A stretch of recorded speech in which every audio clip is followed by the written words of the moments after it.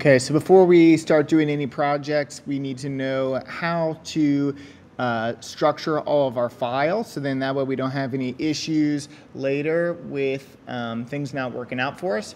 So the first thing we need to do is we have to download a copy of this folder here. So if we click on the link, it's going to take us to this Google Drive. And what we need to do is where it says last name, comma, first initial here, let's click on these three little dots and we'll go down to download. That's going to zip that folder into one file for us. Once it downloads, we can click, hold, and drag that to our desktop. Now to open up this zip folder here, we have to double click and that will make a copy of our actual folder here. So we can just drag the zip file to our trash. Now what we need to do is we need to rename this folder here for our last name, comma, first initial, and then we're just going to call it project files and we can delete that too. So to do that, I'm just going to click once on the folder and then click return, and then I can rename this my last name, comma, m underscore project underscore files.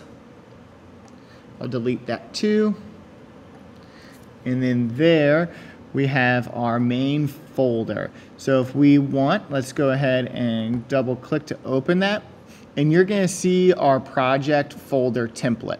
So anytime we do a new project or activity that includes video files or animation files or any files of any kind for any project, we are going to make a copy of this template here and then we'll just rename it like we have it here. So for example, if we are working on our cut project or cut activity, I need to make a copy of this, so I can just click on it once so it lights up blue. I'll hit Command C and then Command V to paste. So notice how we have this 00 here. I'm going to call this, because this is our first project, we're going to call it 001. I'm going to delete that plus. Project would be called, we could say, cut underscore practice. And then where it says underscore template, copy this, copy, we can just click delete.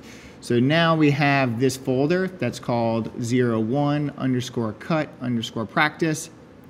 And if we open that folder, you'll see we have our working files here. We also have our media files. So this would be our the download of our YouTube video, and then this would be our final export. So this would be where we put our final. So we have our working files here, which would be like our original iMovie or the project that we're working on. So that would be DaVinci or Premiere or Animate. And then we have our media files, which would be all of the videos and things that we need to make the project. And then this is where we would finally export all of our final rendered projects. All this might look like a lot at first, but this is going to help us keep organized. Also, if you aren't sure where you're saving your files to, the computer also doesn't know where it's pulling the files from.